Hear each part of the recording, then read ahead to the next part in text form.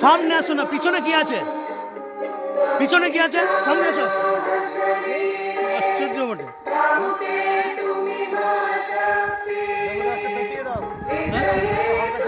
না না, সাউন্ডটা পাবে না।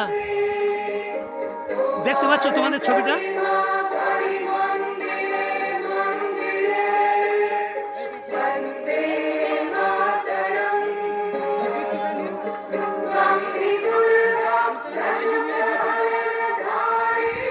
মুন্নিকে ডেকে নেবে, মুন্নি খাতুন।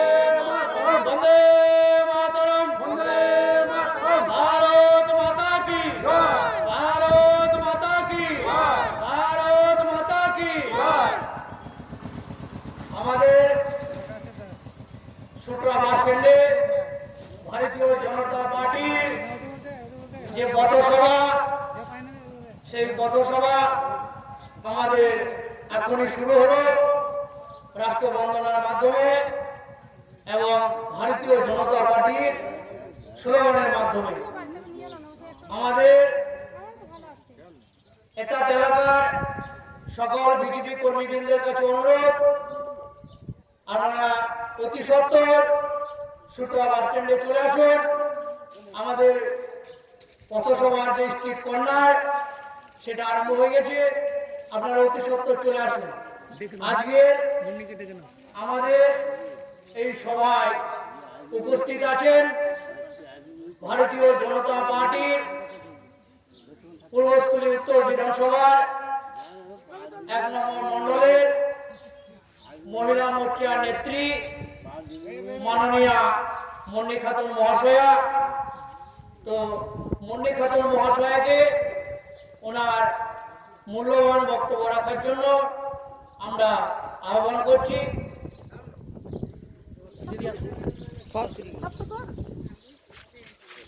লাল ঢোকা করে তুমি সব বাদ এখানে বসো, আর তুমি লুঙ্গি পরে বসে পড়লে শাক বললে হবে না, সিস্টেমগুলো মানতে হবে। বাবুলাল আসেনি? বাবুলাল আমি ঠিক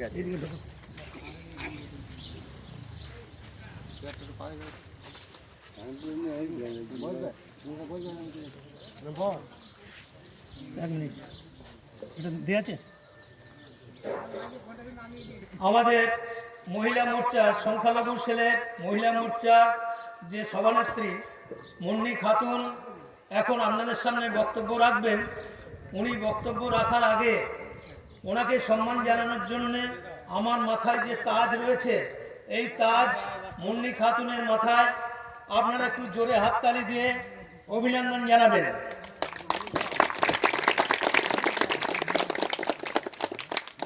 भारत माता की जय, भारत माता की जय। BJP BJP BJP BJP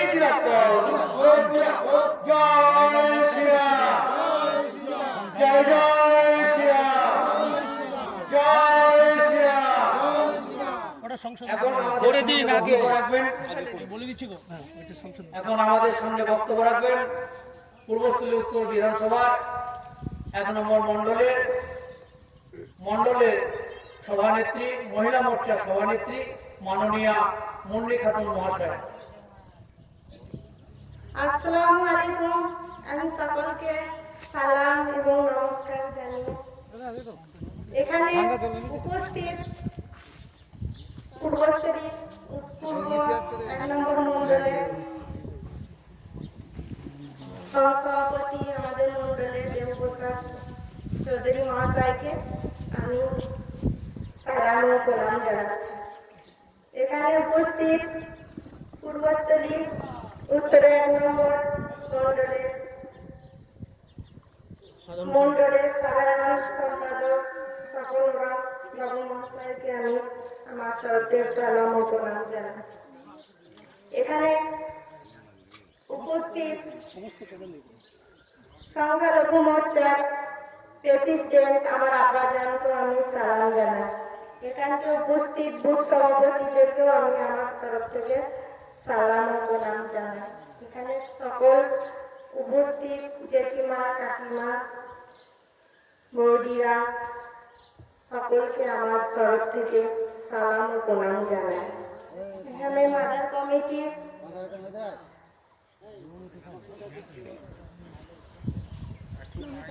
Namita রাজ মহাশয়কেও আমার তরফ থেকে সালাম ও প্রণাম জানাই। এখানে সকলকে উপস্থিত এবং আমার যতদূর কণ্ঠস্বর যাচ্ছে সকলকে আমার তরফ থেকে সালাম ও প্রণাম জানাই এবং ছোটদেরকে বৈদিক আন্তরিক অভিনন্দন ও শুভেচ্ছা জানাই। এখানে আমি আমার মোদিজি প্রধানমন্ত্রী মহাশয়ের উন্নয়ন সম্পর্কে বলবো। মোদির উন্নয়ন, প্রধানমন্ত্রী গরিব কল্যাণ অন্ন যোজনার অধীনে 80 কোটি বেশি ভারতীয়দেরকে বিনামূল্যে রেশন দেওয়া হয়েছে 3.5 বছর থেকে 4 বছর এবং আগামী 5 বছর বিনামূল্যে রেশন দেওয়া হবে। প্রধানমন্ত্রী আবাস যোজনার অধীনে 4 কোটিরও গরিব মানুষকে পাকা বাড়ি দেওয়া হয়েছে। জল জীবন মিশনের অধীনে 14 কোটিরও বেশি বাড়িতে কলের পরিশুদ্ধ পানীয় জল পৌঁছে গেছে এবং 100% বাড়িতে বিদ্যুৎ পৌঁছে গিয়েছে। প্রধানমন্ত্রী স্বনিধি যোজনার অধীনে 53 লক্ষ রাস্তায় বিক্রেতাকে ঋণ প্রদান করা হয়েছে। 51 কোটির বেশি জনধন অ্যাকাউন্ট খোলার মাধ্যমে ব্যাংকিং ব্যবস্থার সঙ্গে যুক্ত করা হয়েছে। প্রধানমন্ত্রী কিষাণ সম্মান নিধির অধীনে 11.8 কোটিরও বেশি কৃষককে 2.8 লক্ষ কোটি বেশি টাকারও সরাসরিভাবে আর্থিক দিকে সাহায্য করা হয়েছে। বিনামূল্যে 10 কোটিরও বেশি এলপিজি সংযোগ গ্যাসের দেওয়া হয়েছে, উজ্জ্বলা গ্যাস। 12 কোটিরও বেশি শৌচালয় নির্মাণ করা হয়েছে। আয়ুষ্মান ভারতের অধীনে 55 কোটি উপভোক্তাকে 5 লক্ষ স্বাস্থ্য সুরক্ষা প্রদান করা হয়েছে।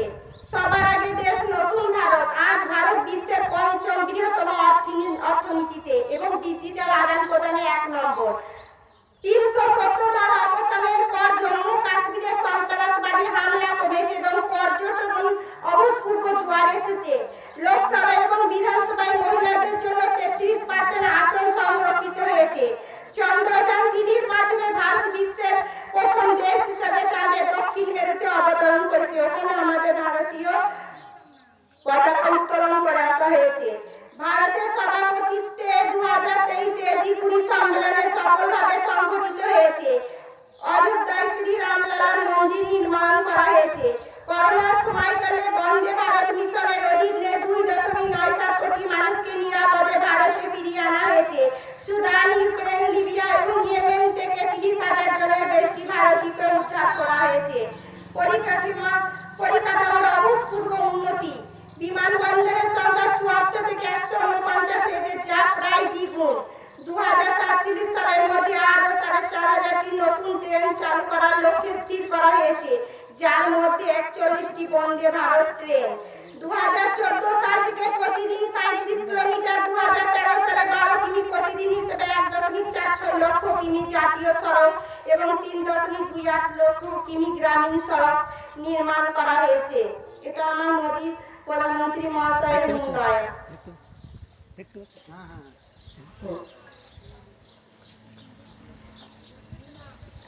করোনা সংকটকালে অবস্থা ও তৃণমূল সরকারের ব্যর্থতা সম্বন্ধে বলবো।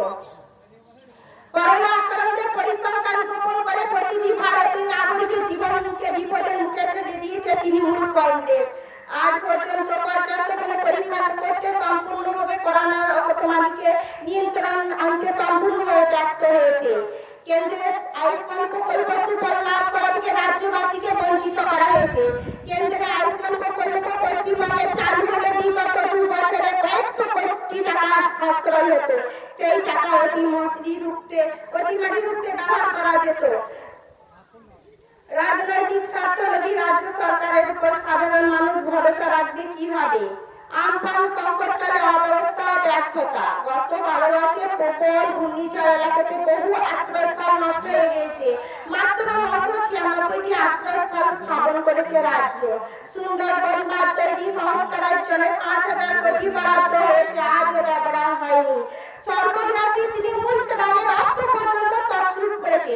ক্ষমতা সর্বোচ্চ যে রাজনৈতিক দল প্রাকৃতিক বিপর্যয়ের সময় সাধারণ মানুষকে লুট করে, এ মামাটির সরকার সাধারণ মানুষের হয়ে কাজ করবে কিভাবে? তৃণমূল সরকারের শাসনে আইন শৃঙ্খলা পতন ও মাওবাদীর উত্থান হয়েছে। সারা ভারতে বেআইনি অস্ত্র মজুদে পশ্চিমবঙ্গ এখন শীর্ষে। ছাত্রদের মতো দাবি মাওবাদীদের নিজেদের রাজনীতির স্বার্থে ব্যবহার করছে। খাগড়াবাদ থেকে নৈহাটি ব্যারাকপুর বিস্ফোরণ কাণ্ডে যখন শাসক দলের সন্ত্রাস ও রমরমা সামনে চলে এসেছে, তখন তা পশ্চিমবাংলার জঙ্গি কার্যালয় বলে বৃদ্ধি হচ্ছে, তা চোখে আঙুল দিয়ে মানুষের দেখিয়ে দেয়। মুর্শিদাবাদ জেলাতে 7 জনের মতো আউটসাইডি জঙ্গি ধরা পড়ে, তা সাধারণ মানুষকে দেখিয়ে দেয় যে মাওবাদী ও জঙ্গির উত্থান হয়েছে। বেঙ্গালুরু বিস্ফোরণ কাণ্ডে ইকবালগঞ্জ থেকে হাওড়া থেকে দীঘা যাওয়ার পথে 2 জন দুষ্কৃতী মাওবাদী ধরা পড়ে। তা পশ্চিমবঙ্গে যে মাওবাদী জঙ্গিদেরকে তৃণমূল কংগ্রেস সরকার একবার পিছপা হয় না প্রশ্রয় দিতে। এইসব জঙ্গিদের মাওবাদীতে নিয়ে তৃণমূল কংগ্রেসটা চলে। দুর্নীতির চরম শিখায় পৌঁছে গেছে। ত্রিপল চুরি, বালি চুরি, কয়লা চুরি, পাথর চুরি, আবাস যোজনার ঘর চুরি, শৌচালয় চুরি, 100 দিনের টাকা চুরি এবং চাকরি চুরি।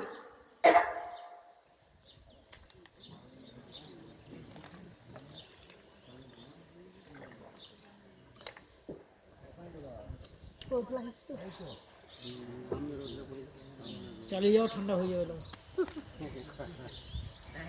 সব জায়গায় চুরি, চুরি ছাড়া যাবে না। অনুপুরতে যেমন গরু চুরি কাণ্ডে ধরা পড়লো। নিজের মেয়ে স্ত্রী নামে 162টি অল ফ্যামিলির দলিল এবং 6টি পেট্রোল পাম্পের মালিক, 12টা রাইস মিলের মালিক ছিলেন। কোটি কোটি টাকা দেন। 3 মাস অন্তর 6 কোটি টাকা লেনদেন করত। এনামুলের মাধ্যমে তার বডি সাইডালের মধ্যে বডি রক্ষীর হাত দিয়ে 6 কোটি টাকা লেনদেন করতে। গরু পাচার পান দিয়ে গরু পাচার করতেন। পার গরু 2000 করে নিতেন, বাংলাদেশ ওপারে পাচার করতেন। এই তো তৃণমূলের সভাপতি ছিলেন উনি। বীরভূমের বাঘ বলে আখ্যায়িত হতেন। এখন তিহার জেলে অনেক খেলা হচ্ছে, দুর্নীতির খেলা। এই তো নিজের মেয়েও তাকে চোর বানিয়েছে। পশ্চিমবাংলার মেয়েকে তো সকলেই চায়, যে পশ্চিমবাংলার মেয়েদেরকে চায়, তা কিন্তু চোর মেয়েদেরকে চায় না, চায় লেখাপড়া মেয়েদেরকে সাংসদ বানাতে। এইসব চোরদেরকে উৎখাত করতে চাই আমরা। সন্ত্রাসবাদী মাওবাদী হারমাত বাহিনীদেরকে উৎখাত করতে চাই। আমরা সোনার বাংলা করতে মোদীজির শক্ত হাত আমাদের বিজেপি সরকার করতে চাই। তাই আপনারা আসুন, আমাদেরকে সহযোগিতা করুন, আমাদেরকে একটা সুযোগ দিন। অনেক তো দল দেখলে, সিপিএম এর, কংগ্রেসের দেখলে কিভাবে দুর্নীতি আর অবনয়নের খেলা। এরা একটা কথা বলতে পারে যে খেলা হবে, ওরা খেলা করে চুরির খেলা, খেলা করে মা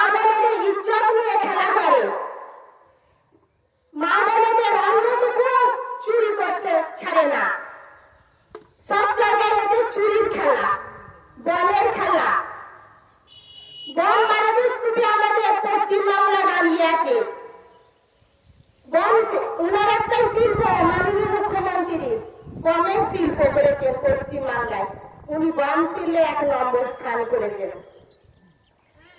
কোথাও আমাদের সুরক্ষা নেই। এখানে চার ভর্তি বোম পাওয়া যায়, বালতির জলে বোম পাওয়া যায়, ব্যাগ ভর্তি বোম পাওয়া যায় এবং হারমাত বাহিনী, শাহজাহান বাহিনীর আন্ডারগ্রাউন্ড মাঠের মাঝখানে পুকুরে বহু আগ্নেয়াস্ত্র, বোম, বারুদ এবং বৈদেশিক পিস্তল বহু উদ্ধার হয়েছে। মা বোনদের সুরক্ষা নেই।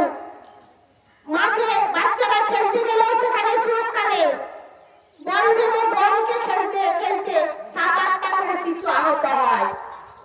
মাঠে কৃষক ভাইদের সুরক্ষা নেই, সেখানে ধানের জমিতে বম রাখা থাকে, সেখানেও আহত হয়।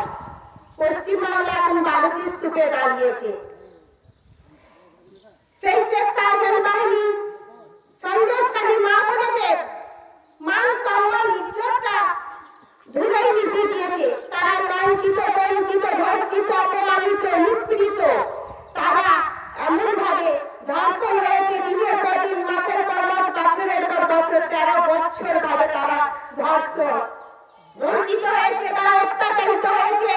তারা একটা দিন শান্তি করে, এই তৃণমূল সরকারটা 13 বছর এসেছে, 13 বছর শান্তি বলে দেশকালী মা বোনেরা এক মুহূর্ত পায়নি। এমনকি রাতের ঘুম তাদের হারাম করে দিয়েছে।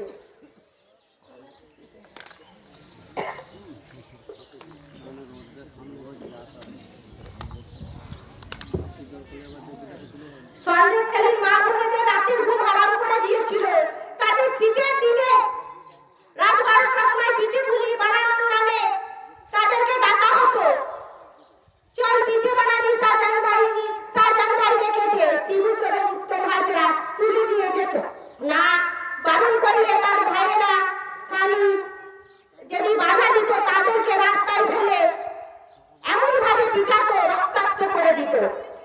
তাদেরকে বলতো, তোদের স্ত্রী অধিকার নেই, তোরা আটকাচ্ছিস কেন? তোদেরকে 500 টাকা লক্ষ্মীর ভান্ডার দিদি দেয় না? এই তো স্ত্রীকে ছেড়ে দে, আমরা নিয়ে যাবো আমাদের শাহজাহান ভাইয়ের পিঠে বানাবি। এইভাবে তাদেরকে দিনের পর দিন, বছরের পর বছর অত্যাচারিত করেছে। আগের দিনকে লিস্ট বানিয়ে দেখে যেত কোনটা রূপসী বউ আছে, মেয়ের আছে, সেইভাবে লিস্ট বানিয়ে পরের দিন, তারপর দিন রাত্রে নিয়ে যেত। তাদেরকে দুমুঠো অন্ন শান্তিভাবে যে রান্না করে খাবে তাও সবাই দিত না। দুপুর বেলায় বলতো, আজ অনেক লোক এসছে, শাহজাহান ভাইয়ের বাড়িতে রান্না হবে, চল। না, আমাদের স্বামী ছেলেদেরকে রান্না করে খাওয়াতে হবে তো। বলছে না, তোদের রান্না করে তোরা খাবি, চল আগে আমাদের বাড়িতে রান্না হবে, শাহজাহান ভাই ডেকেছে। এইভাবে তাদেরকে এমন ভাবে কীর্তদাসীর মতো, মধ্যযুগীয় বর্বরীয় প্রথার মতো কীর্তদাসীর মতো খাটাতো। তাদের স্বাধীনতা বলে কোনো তাদের কিছু ছিল না, শান্তি বলে কোনো জিনিস ছিল না। তারা সবসময় এইভাবে ভীত সন্ত্রস্ত হয়ে থাকতো যে কোন সময় শাহজাহান বাহিনীর দল আসবে আর আমাদেরকে নিয়ে যাবে। এইভাবে মহিলারা ভয়ে ভীত সন্ত্রস্ত হয়ে থাকতো তাদের অত্যাচারী। তাই আপনারা ভাবুন, সন্দেশকালী আমাদের সামনে এলো যখন মা বোনেরা তারা অত্যাচারিত হয়ে যখন তাদের সহ্যের সীমা একদম পার হয়ে গেল, তখন তারা ঝাঁটা, কুড়ুল, কাটারি, লাঠি নিয়ে একবারে দলবদ্ধ হয়ে মহিলারা এসে তারা বিদ্রোহ করলো শেখ শাহজাহান বাহিনীর বিরুদ্ধে, সেই হারমাত বাহিনীর বিরুদ্ধে, সন্ত্রাস বাহিনীর বিরুদ্ধে। তাই সেই মহিলারা সফল হলো। তাদের 13 বছরে একবারও পুলিশ প্রশাসন কেউ একটাও কোনো সময় কোনো দরখাস্ত উল্লিখিত ভাবে নেননি, সবসময় তাড়িয়ে দিয়েছে সেই শাহজাহানের ভয় দেখিয়ে। কিন্তু সেই মহিলারাই তো বিদ্রোহিনী নারীর মতো দেখিয়ে দিল সেই শেখ শাহজাহান বাহিনীর দলটাকে, শিবু সোরেন, উত্তম হাজরার দলটাকে পুরো একবারে জেলে পাঠিয়ে দিল। এইভাবে পশ্চিমবাংলার সব জায়গায় মা বোনেদের সম্মান, ইজ্জতের সুরক্ষা নেই, সব জায়গায় অসুরক্ষিত।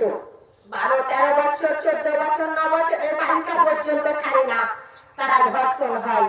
এইভাবে আমাদের পশ্চিমবাংলা অসুরক্ষায় সুরক্ষিত। মাননীয় মুখ্যমন্ত্রী নিজে একটা নারী হয়ে নারীদের সুরক্ষা দিতে পারেন না, একটা ব্যর্থহীন সরকার। এই অবাধ্য সরকারকে আমরা চাই না, আমরা চাই না এই চোরের সরকারকে। চাই আমরা একটা সন্ত্রাস মুক্ত সোনার বাংলা করতে, শান্তিময় সোনার বাংলা করতে, যাতে আমাদের প্রধানমন্ত্রী মহোদয় বিজেপি আসার পর একটা সুন্দর বিকশিত ভারত করতে পারে, মা বোনেদের সুরক্ষা দিতে পারে, বেকার ভাইদের জন্য কলকারখানা দিতে পারে এবং ছাত্র সমাজের ছাত্রদের চাকরিটাও যেন দিতে পারে। সেই আশায় আমাদের বিজেপি সরকার করতে চায়। ছাত্র সমাজের ছাত্রদের ভবিষ্যৎটাকে জলাঞ্জলি দিয়ে অন্ধকারে ঠেলে দিয়েছে পার্থ চট্টোপাধ্যায় শিক্ষামন্ত্রী। সেই শিক্ষামন্ত্রী এমন অপদার্থ শিক্ষামন্ত্রী যে যোগ্যদেরকে উনি দেখতে পান না, যারা বিভিন্ন বিভাগের উত্তীর্ণ ছাত্র, সেই ছাত্রদের যোগ্য ছাত্ররা আজ ধর্নায় বসে আছেন। 1150 দিনের উপরেও তাদের চাকরি নাই, তারা রোদে ভিজে জলে অনাহারে দিন কাটাচ্ছে। বহু ছাত্র সুইসাইড করেছে, অনেক ছাত্র ক্যান্সার রোগে আক্রান্ত হয়েছে, তবুও তাদের আন্দোলনকে তীব্র করে চলেছে। মুখে চোখে কালি মিটে মাথা নেড়ে করে সেই ধর্নার মঞ্চে এখনো ধরে তারা আন্দোলন চালিয়ে যাচ্ছে। একটা আশার মুখ দেখেছিল যে মুখ্যমন্ত্রী তাদের চাকরি দেবে, কিন্তু দেয়নি। সেই পার্থ চট্টোপাধ্যায় শিক্ষামন্ত্রী এমন ভাবে অযোগ্য ছাত্রদের চাকরি দিয়েছেন, সাদা খাতা যারা জমা দিয়ে চাকরি পেয়েছে, যার বাবার সম্পত্তি 10 লাখ 20 লাখ যারা ঘুষ দিতে পেরেছে, সেই সব অযোগ্য ছাত্ররা চাকরি করেছে 8 বছর ধরে। কিন্তু যোগ্য ছাত্রদের দেখতেই পাননি, তাদের তো আর ঘুষ দেওয়ার মতো ক্ষমতা নেই, সেই জন্য তারা সেই ধর্নায় পড়ে রয়ে গেলেন আর অযোগ্যরা চাকরি করলেন। যেমন মাননীয় তপন চ্যাটার্জির বাড়িতেও সাদা খাতা জমা দিয়ে তার মেয়ের চাকরি হয়েছে। এদিনকে আমরা পূর্বস্থলী শুভেন্দু অধিকারী মহাশয় বললেন স্বপনদেব নাথের বাড়িও 2টো চাকরি চুরি আছে। এই তো তৃণমূল সরকারের কিভাবে চাকরিকে চুরি করে রেখেছে। তারা 10 লাখ 20 লাখ ছাড়া কোনো চাকরি দেয় না। সেই পার্থ চট্টোপাধ্যায় শিক্ষামন্ত্রী এখন পুরো প্রেসিডেন্সটাই, পুরো শিক্ষা দপ্তরটাই প্রেসিডেন্ট জেল খাচ্ছে। যোগ্য ছাত্ররা সেই ধর্নায় পড়ে রয়ে গেল, কিন্তু বলে না ধর্মের কল বাতাসে নড়ে, তাদের চোখের জল বৃথা হবে না, তাদের চোখের জল কখনোই ব্যর্থ হবে না। সেই সব ছাত্রদের চোখের জল এমন ভাবে তারা আকৃষ্ট হয়েছে, 26,000 চাকরি বাতিল করেছে কলকাতা হাইকোর্ট। 26,000 চাকরি বাতিল হয়েছে। তাহলে এখনো আমরা চাই যে যোগ্যরা চাকরি পাক। যোগ্যরা চাকরি তখনই পাবে আমাদের প্রধানমন্ত্রী আবার তৃতীয়বার প্রধানমন্ত্রী হবেন, বিজেপি সরকার করবেন, আমাদের পশ্চিমবাংলায় বিজেপি সরকার আসবে। তাই আপনারা আসুন সবাই 13ই মে 30শে বৈশাখ সকাল সকাল ভোট কেন্দ্রে যান আর আমাদের কবিয়াল অসীম কুমার সরকারকে পদ্মফুল চিহ্নে ভোট দিয়ে বিপুল ভাবে জয়ী করুন।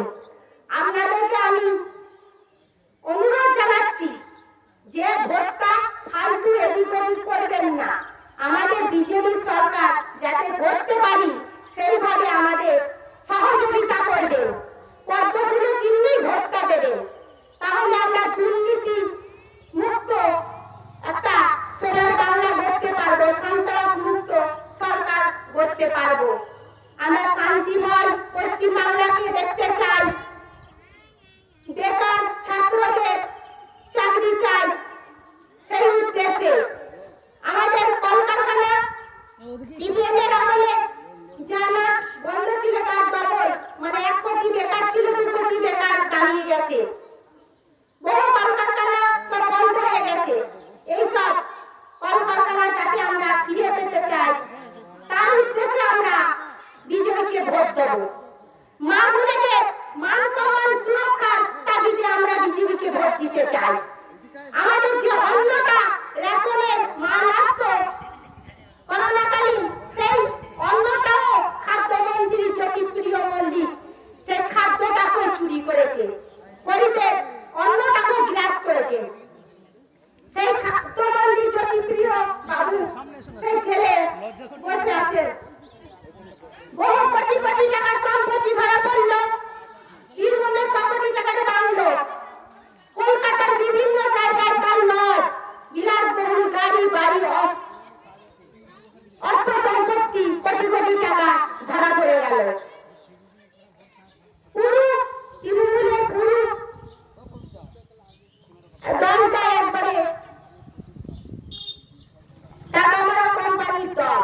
এরা সব জায়গায় কাটমানি, এরা কাটমানি ছাড়া কিছু বোঝে না। একটা আবাস যোজনার গরিবের ঘর দিল, সেখানে 20-30 হাজার 40 হাজার করে কাটমানি নেন। একটা শৌচালয় 12 যোজনা শৌচালয় দিল, সেখানেও কাটমানি খায়। 100 দিনের জব কার্ডে গরিবরা কাজ করে, সেখানেও কাটমানি খায়। সব জায়গায় এরা কাটমানি ছাড়া এরা কিছুই বোঝে না, কিছুই জানে না। পুরো মানুষের গরিবের জিনিসটাকে আত্মসাৎ করে এরা হরণ করতে চায়। আমাদের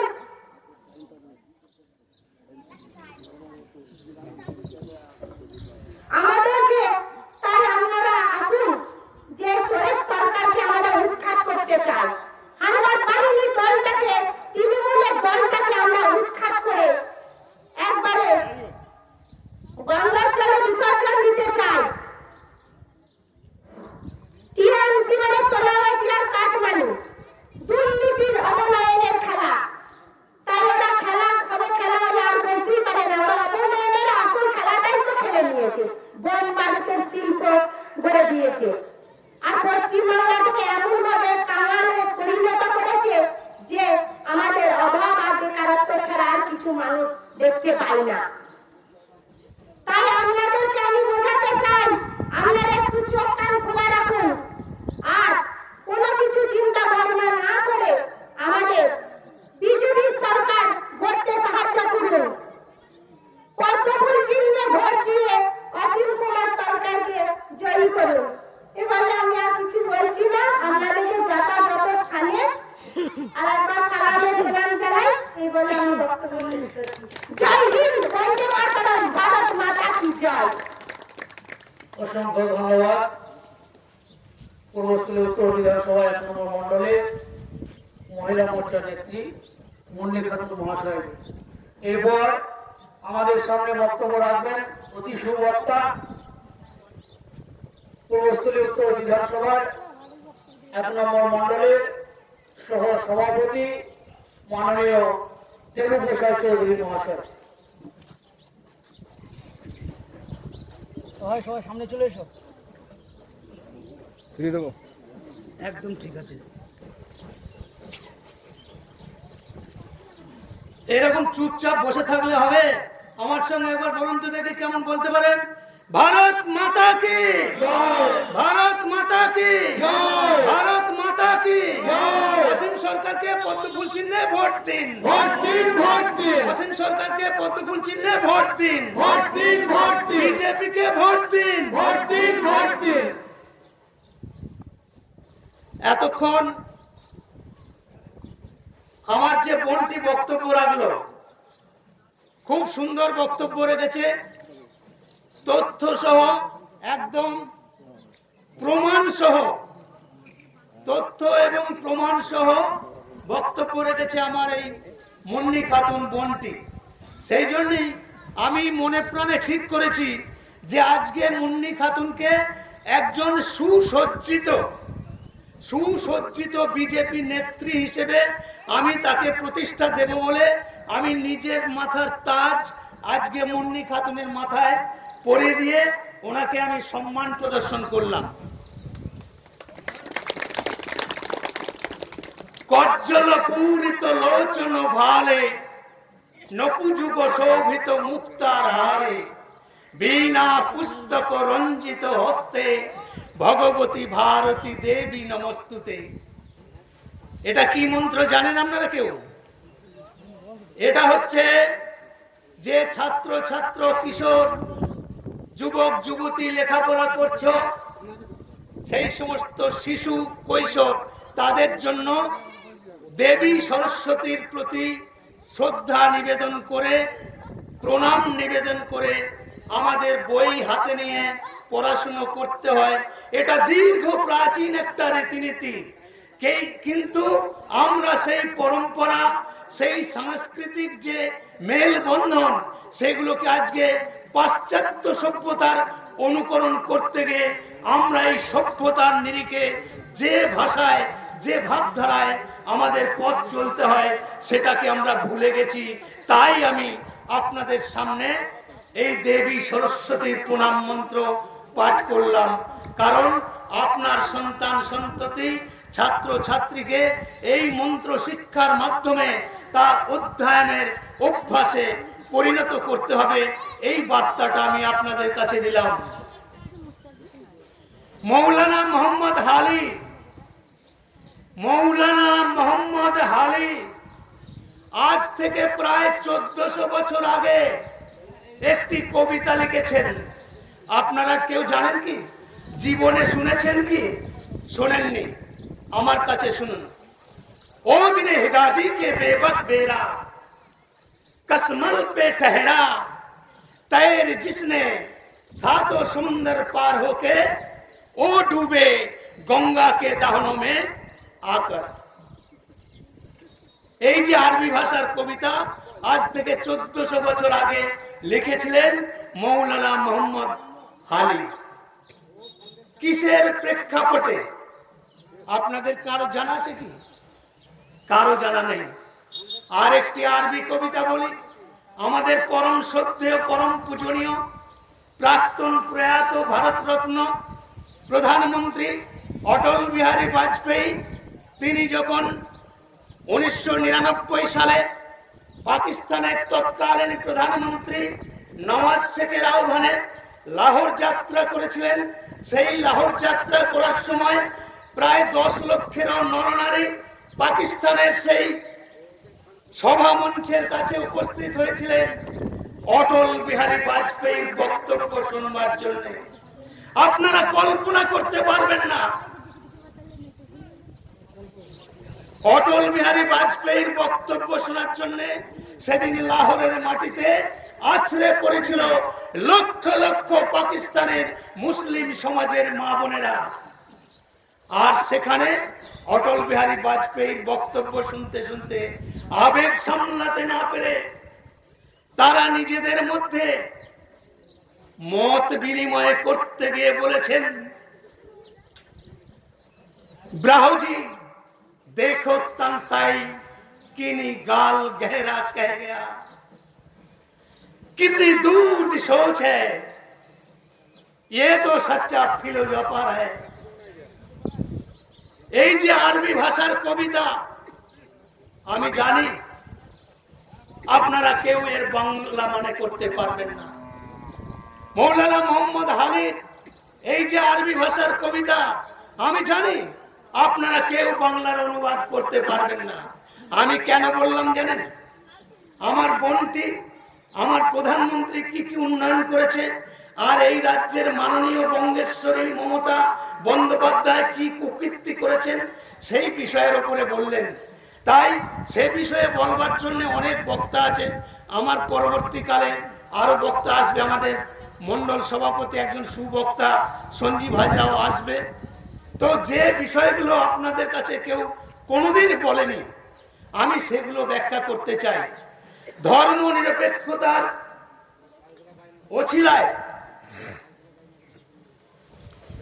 যে দুর্নীতি করা হয়েছে, সেকুলারিজমের থিওরি মানুষের কাছে শিখিয়ে পাঠ করে বিগত ৭৫ বছর ধরে অবিজেপি যতগুলি রাজনৈতিক দল আছে, সমস্ত রাজনৈতিক দলগুলি এই একটি ভাষাকে প্রয়োগ করে, কি ভাষাটা? ধর্ম নিরপেক্ষ। এই ধর্ম নিরপেক্ষ শব্দটা হচ্ছে গোটা ভারতবর্ষের প্রতিটি নাগরিকের জন্য একটা চরম ব্যাধি।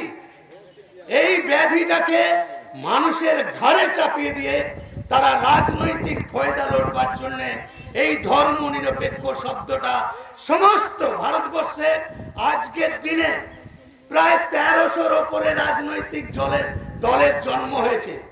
এই সমস্ত রাজনৈতিক দল, একমাত্র বিজেপি ছাড়া সমস্ত রাজনৈতিক দল এই ধর্ম নিরপেক্ষতার জুজু দেখিয়ে সংখ্যালঘু সম্প্রদায়ের মানুষদের কাছে ভোট পাওয়ার জন্য, মুসলিম, খ্রিস্টান, বৌদ্ধ, পার্সি, জৈন সমস্ত শ্রেণীর মানুষের কাছে ভোট পাওয়ার জন্য এই ধর্ম নিরপেক্ষ শব্দটাকে ব্যবহার করে তারা দীর্ঘদিন ধরে এরা রাজনীতি করে এসেছে।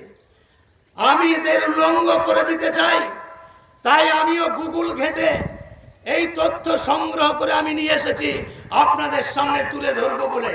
আপনারা জীবনে শোনেননি, আমি দায়িত্ব নিয়ে বলছি। আমি দেবপ্রসাদ চৌধুরী, বর্ধমান পূর্ব জেলার প্রাক্তন ভাইস প্রেসিডেন্ট, আমি রাজ্য কমিটির কিষাণ মোর্চার একজন দায়িত্বশীল কার্যকর্তা হিসেবে দীর্ঘ ৩৯ বছর ধরে আমি রাজনীতি করেছি। আমার সঙ্গে পঙ্গা নেবার মতো কোন নেতা এখনো জন্ম নেয়নি। আমি যে কোনো রাজনৈতিক দলের যত বড় তাত্ত্বিক নেতা আছে তাকে আমি উলঙ্গ করে দিতে পারি, এত ক্ষমতা আমার কাছে আছে এবং তথ্য ভিত্তিক আমি বক্তব্য রাখি, তাই আমাকে এরা ঘাটাতে সাহস করে না। আপনাদের কাছে আমি প্রমাণ নিয়ে এসেছি। আমি যে কণ্ঠ ফুলিয়ে আপনাদের সামনে এত বড় বড় বাতেলা দিই না, এটা বাতেলা নয়, এটা বাস্তব সত্য কথা। এটা তো মুখস্থ করিনি, গুগল থেকে বার করেছি। এটা আমি পড়ে আপনাদের শোনাচ্ছি। ধর্ম নিরপেক্ষতার নিরিখে কিভাবে আমাদের হিন্দু জাতির ওপরে, গোটা ভারতবর্ষের হিন্দু জাতির ওপরে যেভাবে অন্যায় করে এসেছে এই কংগ্রেস নামক ১৩৫ বছরের একটা সুপ্রাচীন রাজনৈতিক দল, যে দলের বর্তমানের সভাপতি রাহুল গান্ধী ছিল, তাকে ল্যাং মেরে অন্যজনকে সভাপতি করেছে। বিগত ১৩৫ বছরে বহু ইতিহাস আছে, বহু কুকীর্তি আছে। অ্যালান অক্টোভিয়ান হিউম যে রাজনৈতিক দলের প্রথম সর্বভারতীয় সাধারণ সম্পাদক, আমাদের একজন বঙ্গ সন্তান, যার নাম হচ্ছে স্যার উমেশচন্দ্র বন্দ্যোপাধ্যায়, একজন ব্যারিস্টার। তিনি হলেন কংগ্রেসের জন্মলগ্নের সর্বভারতীয় সভাপতি, কিন্তু তার যে ব্যক্তিগত পরিচয়, একজন হিন্দু ব্রাহ্মণ সন্তান হয়ে সেই উমেশচন্দ্র বন্দ্যোপাধ্যায় হিন্দু ধর্মটাকে তার পছন্দ হলো না, খ্রিস্টান ধর্ম গ্রহণ করেছেন। আর অ্যালান অক্টোভিয়ান হিউম সে তো এমনি খ্রিস্টান আছে। আর কংগ্রেসের কুকীর্তির কথা কি বলবো, আজকে বলা বাঞ্ছনীয়। আজকে সর্বভারতীয় স্তরে কংগ্রেস দলটা দেউলিয়া সাইনবোর্ডে পরিণত হয়েছে। তাই বিভাজনের রাজনীতি করে, নোংরামি করে তারা আজকে রাজনীতি করছে। আপনারা জানেন পণ্ডিত জওহরলাল নেহরুর পূর্ব পরিচয়। উনি নিজেকে পণ্ডিত বলতে ঘৃণাবোধ করেন। উনি বলেন, আমাকে পণ্ডিত বলো না, আমাকে গাধা বলো, কারণ আমি জন্ম নিয়েছি দুর্ভাগ্যবশত হিন্দু কুলে, নেহরু কুলে, কিন্তু শিক্ষায় আমি ইংরেজ, সংস্কৃতিতে আমি ইসলাম। তাই আমাকে পণ্ডিত বলো না, আমাকে গাধা বলো। তার পরবর্তী প্রজন্ম প্রয়াত প্রধানমন্ত্রী ইন্দিরা গান্ধী হয় কি করে? আপনাদের কাছে আমি প্রশ্ন রাখতে চাই, ইন্দিরা গান্ধী হয় কি করে? আর জওহরলাল নেহরু পণ্ডিত হয় কি করে? জওহরলাল নেহরুর বাবা হচ্ছে মতিলাল নেহরু। মতিলাল নেহরুর বাবার নাম কি আপনাদের জানা আছে? মতিলাল নেহরুর বাবার নাম হচ্ছে গঙ্গাধর নেহরু। গঙ্গাধর নেহরু নামটাও হচ্ছে ছদ্মনাম। কেমন করে ছদ্মনাম? তৎকালীন সময়ে নবাবদের আমলে নবাবদের থেকে প্রাণ বাঁচানোর জন্য একটা কোতোয়ালের চাকরি করত গঙ্গাধর নেহরু। নিজের আত্মরক্ষার জন্য ওই মুসলিম নবাবের পোশাক পরিচ্ছদ পরে সেই কোতোয়ালের চাকরি করত, কিন্তু নিজের আত্মরক্ষার জন্য তিনি গিয়াসউদ্দিন গাজী থেকে নাম পরিবর্তন করে হলো গঙ্গাধর নেহরু। এসব ইতিহাস কোন রাজনৈতিক দলের নেতার কাছে পাবেন? আমার কাছে শুনুন। জন্মসূত্রে এই দলটা হচ্ছে মুসলিম দল। ইন্দিরা গান্ধীর সঙ্গে বিয়ে হয়েছে কার? ফিরোজ খানের। তাহলে ফিরোজ খানের সঙ্গে বিয়ে হলে সে গান্ধী হয় কি করে? তার পদবী, তার তো পদবী হওয়া উচিত খান। তাহলে গান্ধী হয় কি করে? রাজীব গান্ধী আরেক প্রধানমন্ত্রী, প্রয়াত রাজীব গান্ধী, তারও কেলেঙ্কারি আছে। সোনিয়া মাইনো অর্থাৎ সোনিয়া গান্ধী, সব নাম ভারিয়ে রাজনীতি করছে। সোনিয়া মাইনো হচ্ছে ইতালির একজন অতি মধ্যবিত্ত পরিবারের একটা ছুতোর পরিবারের মহিলা। ওর বাবার দ্বিতীয় পক্ষের বড় কন্যা হচ্ছে সোনিয়া মাইনো ইতালিতে রেস্টুরেন্টে যেত, সেখানে রাজীব গান্ধীর যাতায়াত ছিল পড়াশুনোর সূত্রে। সেই রেস্টুরেন্টে গিয়ে প্রেম লাভ হওয়ার পরে সোনিয়া গান্ধীর সঙ্গে বিবাহ সূত্রে আবদ্ধ হওয়ার পরিকল্পনা নেয়। আর বিবাহ করবার জন্য রাজীব গান্ধীর কাছে প্রস্তাব এলো যে তোমার তো গান্ধী পরিবার, তুমি তো হিন্দু, তোমার সঙ্গে তো আমার মেয়ের বিয়ে দেব না। তাহলে কি করতে হবে? রাজীব গান্ধীকেও খ্রিস্টান ধর্ম গ্রহণ করতে হবে। রাজীব গান্ধী খ্রিস্টান ধর্ম গ্রহণ করার পরে তার আরেকটা নাম কি জানেন? কি করে জানবেন? কে বলেছে? কোন নেতার কাছে শুনেন? আমি দায়িত্ব নিয়ে বলছি, কোন রাজনৈতিক দলের নেতার কাছে এই তথ্য আপনারা অতীতে জীবনে শোনেননি, যা আমার কাছ থেকে শুনছেন।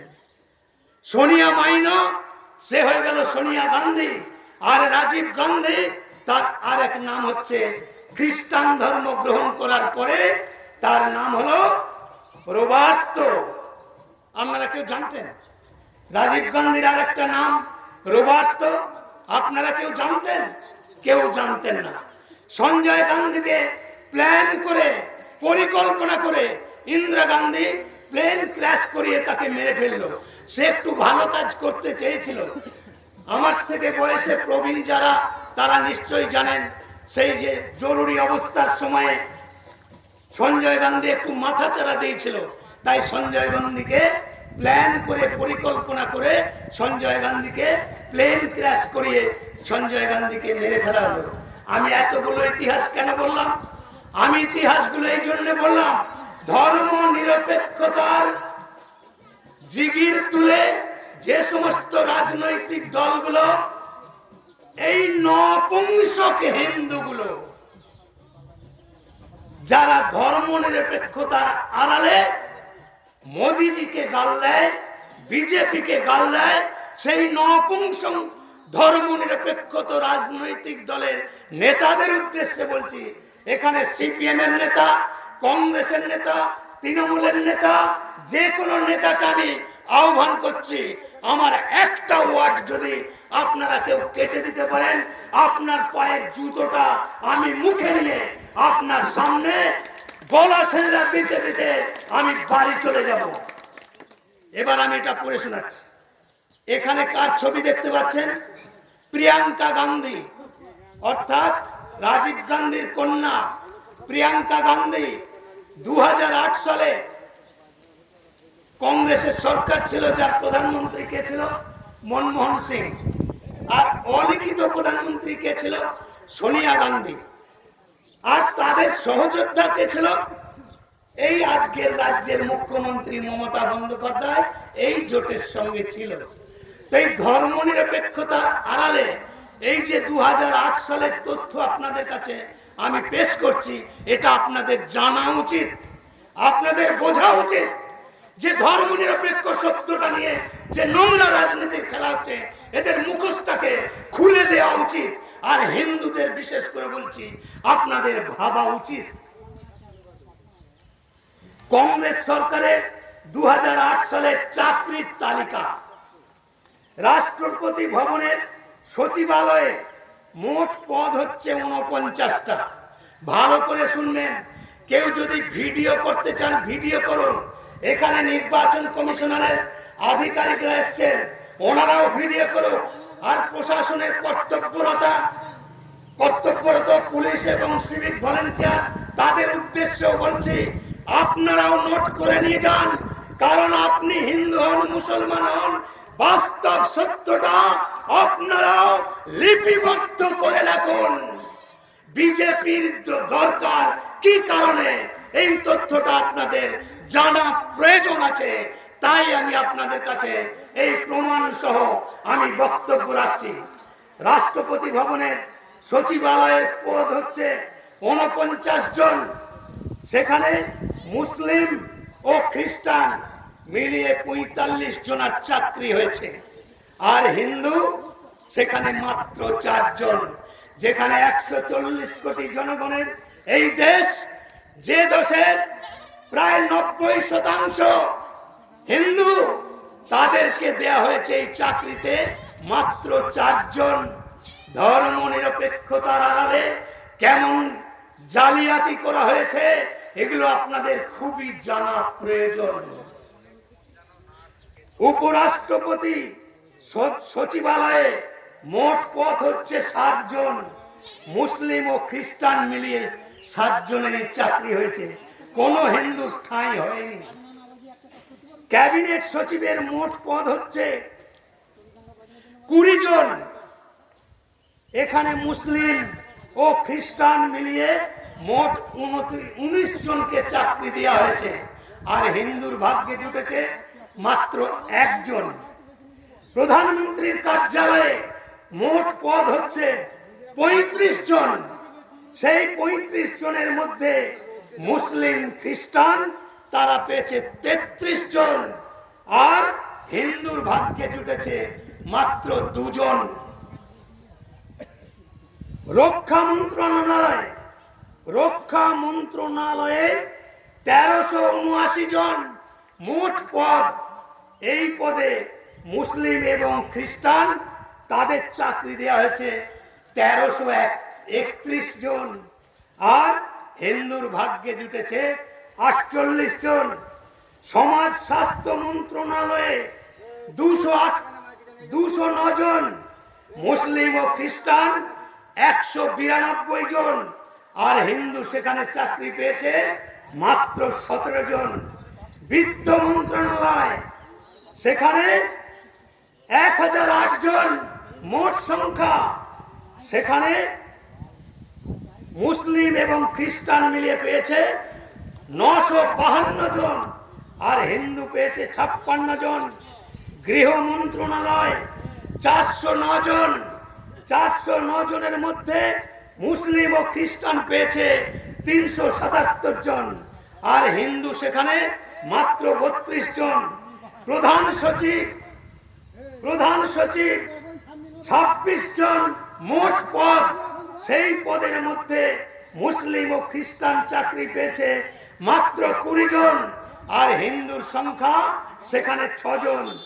হাইকোর্টের বিচারপতি মোট পদ হচ্ছে 330 জন।